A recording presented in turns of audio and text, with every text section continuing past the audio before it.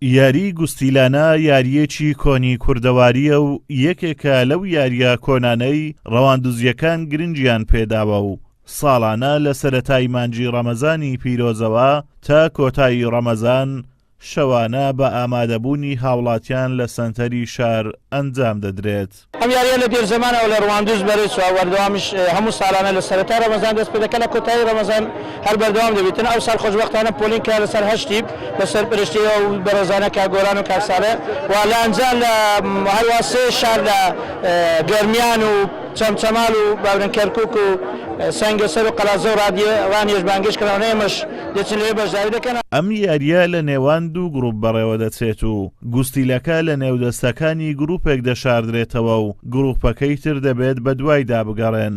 ساڵانەش هاوڵاتیان لە ناوچە جیاجیەکانی تری کوردستان ڕوودەکەنە شاری ڕەواندوز بۆ ئەنجامدانی ئەم یاریە کوردەواریە. ئەم ساڵیش دانیشتوانی هەریەکە لە شارەکانی گەرمیان و چەمچەماڵ و قەڵاتزە و ڕانیە و کەرکووک و سەنگەسەر بەشداری ئەم یاریەیان کردووە لە شاری ڕەواندوز.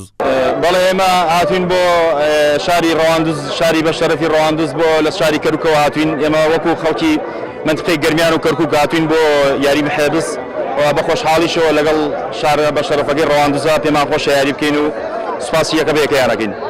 ئێمە لە ناوچەی کەرکووک و گەرمیانەوە هاتوین بۆ شارە جوانەکەی ڕەواندوز بۆ یاریەکی کوردەواریە.